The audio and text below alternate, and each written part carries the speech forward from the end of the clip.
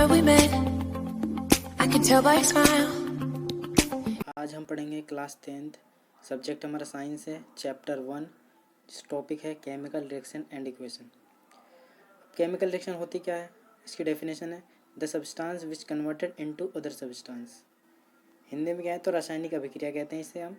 जब एक पदार्थ किसी अन्य पदार्थ में बदल जाता है तो उसे हम रासायनिक अभिक्रिया कहते हैं। एग्जाम्पल दिया हुआ है C+O2। सी हमारा कार्बन है, वो हमारा ऑक्सीजन का मोलिकुल्स है। जब इन दोनों के आपस में रिएक्शन कराते हैं तो हमारा मिलता है CO2, कार्बन डाइऑक्साइड गैस निकलती है। C+O2 जो कि लेफ्ट साइड लिखा जाता है उसे रिएक्टेंट कहते हैं, अभिकारक कहा जाता है। और एरो के राइट साइड में लिखा जाता है वो प्रोडक्ट होता है हमारा, जिसे हिंदी में हम उत्पाद कहते हैं। अब आ जाता है when will we say that a chemical reaction has taken place.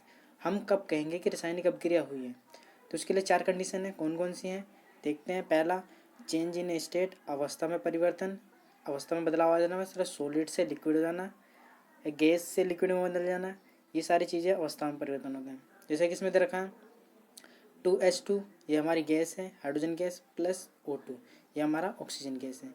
जब इन दोनों के आपस में रिएक्शन कराते हैं हम तो हमें मिलता है 2H2O जो कि एक लिक्विड होता है। तो मतलब गैस से किस में बदल रहा है, ये लिक्विड में बदल रहा है। तो मतलब क्या चेंज हो रहा है, इसमें स्टेट चेंज हो रही है, अवस्था में परिवर्तन हो रहा है। दूसरा है चेंज इन कलर, कलर में बदलाव आना, रंग में परिवर्तन।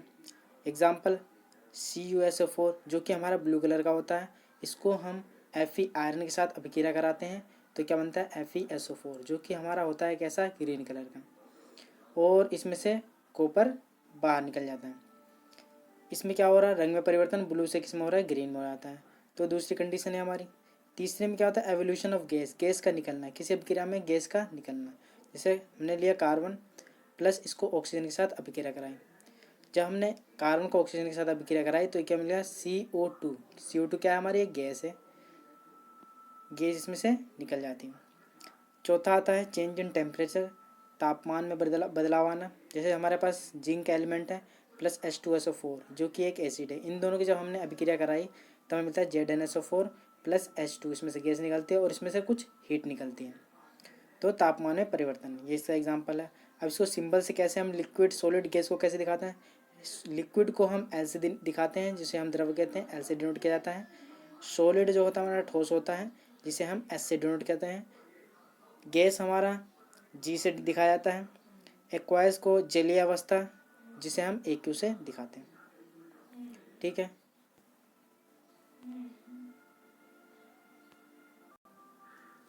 आगे देखते हैं हम केमिकल इक्वेशन। केमिकल इक्वेशन क्या होती है, जैसे हम सिंबल्स में रिप्रेजेंट कर रहे हैं, जैसे Zn प्लस H2SO4 है हमारा, ZnSO4, इस चीज़ को हम कहते हैं केमिकल इक्वेशन।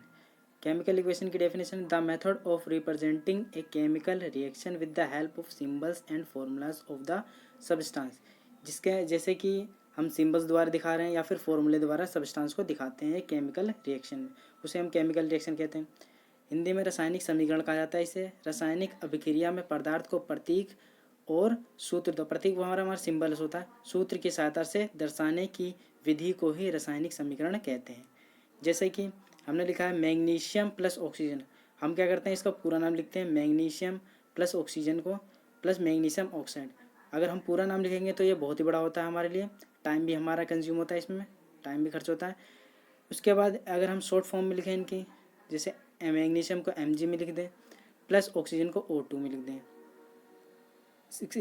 इसके सिंबल से रिप्रेजेंट कर दें तो क्या बनता है हमारा MgO जो कि हमारा छोटा हो जाता है, हमारा टाइम भी बच जाता है। उसके बाद आता है unbalance chemical equation. Unbalance chemical equation किसे कहते हैं, the mass is not on both same on both side of the equation. जिस इक्वेशन में क्या होता है, मास दोनों तरफ के बराबर नहीं होते हैं। जैसे कि इस वाले केस में Mg प्लस O2 क्या बना रहा है MgO।